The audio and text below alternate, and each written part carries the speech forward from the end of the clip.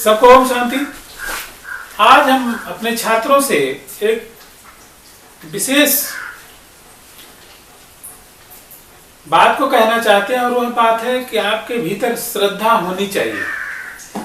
श्रद्धा अपने माता पिता, अपने गुरु और आपसे जो श्रेष्ठ हैं उनकी बातों पर और उनके दिए गए ज्ञान पर अगर आपको श्रद्धा है और उसी श्रद्धा के साथ अपने विषय को आप पढ़ते हैं तो आप अपने जीवन में ज्यादा से ज्यादा उन्नति कर सकते हैं। आप जानते हैं कि गोस्वामी तुलसीदास जी ने लिखा है कि बंदे बाड़ी विनय को, और उन्होंने कहा है कि बंदे श्रद्धा विश्वास रूपिणी भवानी शंकर। श्रद्धा और विश्वास के रूप में जो माता भवानी और भगवान शंकर है उनको मैं प्रणाम करता हूँ। तो भगवान भी क्या है, हमारे श्रद्धा विश्वास के रूप में ही है। और आप लोगों ने देखा होगा कि विभिन्न धर्मों के लोग जिन्होंने भगवान को देखा भी नहीं है, उनकी भगवान में श्रद्धा, इसलिए अपने प्राणों को भी त्याग कर देते हैं। तो श्रद्धा इतनी बलवती चीज है कि हमारे जीवन में परिवर्तन की पूरी तरह से ये एक रूप लेती है, क्योंकि जो धर्म है वो श्रद्धा पर ही है, विश्वास पर ही है। और जब धर्म से लोग इतना प्रभावित हो सकते हैं तो हमारे आगे बढ़ने के रास्ते भी हमारी इसी श्रद्धा से प्रभावित होते हैं।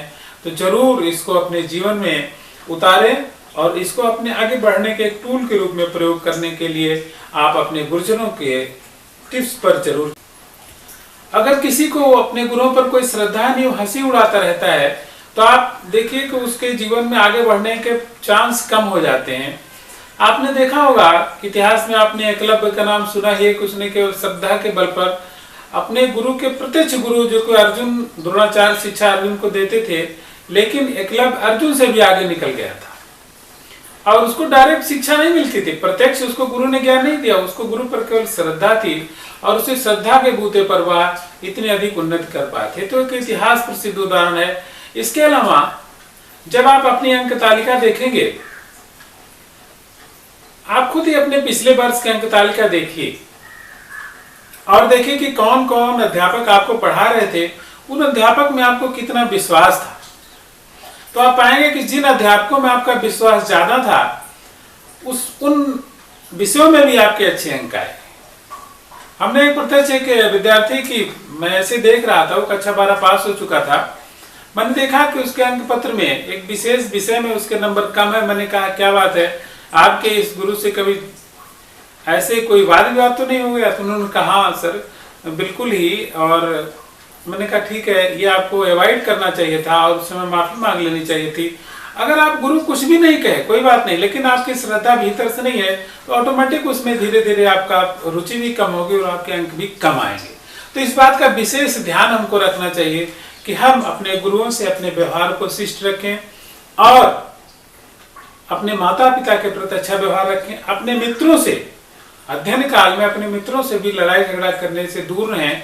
इससे क्या होगा, आपका मन डाइवर्ट नहीं होगा, आपका मन चारों तरफ नहीं भागेगा और शांति पूर्वक पढ़ पाएंगे। जब हम क्रोधित होते हैं, किसी के प्रति हमारे मन में गुस्सा आता है, तो जैसे हमारे मन में आंधी चलती है और आंधी क्या करती है, चीजों को अव्यवस्थित कर देती है, तो हमारा ज्ञान भी अव्यवस्थित हो जाता है, भूलने की दर बढ़ जाती है। तो इस बात का विशेष ध्यान रखें कि विनम्रता और श्रद्धा विश्वास ही हमको आगे ले जाते हैं और इनको अपने भीतर लाने के लिए किसी प्रयत्न की आवश्यकता नहीं है खास। बस आप यदि विश्वास रखें अपने गुरु पर कि जो बता रहे हैं सही है, और इसके बाद आपकी किताबें हैं उसका अध्ययन करें और अपने आगे बढ़ने के प्रश्नोत्तर के रूप में अपने आगे बढ़ने के रास्ते को तलाशते रहें। यह क्या करेगा, आपके जीवन को नई सीढ़ियां प्रदान करेगा। और जिन विद्यार्थियों के हृदय में विनम्रता होती है, सरल हृदय होते हैं, वह ज्यादा उन्नत कर पाते हैं बनस्पत जो अपने को ज्यादा हमेशा चतुर ही समझते रहते हैं, सोचते हैं मुझसे बड़ा बुद्धिमान कोई नहीं है। फिर होता क्या है कि उनके भीतर नए नए चीजों को ग्रहण करने का जो क्षमता है वो कम होती जाती है और धीरे धीरे वो अपने जीवन में पिछड़ते हुए चले जाते हैं। तो आपको अगर ऐसा लगता है मेरी बातों से सहमत है तो ठीक है, अदरवाइज आप जरूर कमेंट करें कि क्या और सुधार हो सकता है, ताकि अन्य लोगों को भी पता चल सके कि हमारे आगे बढ़ने के रास्ते क्या हो सकते हैं, जिससे हमारा देश, हमारा समाज आगे जा सके। इन्हीं शुभकामनाओं के साथ सबको सभी लोग इस वीडियो को शेयर करें और सब्सक्राइब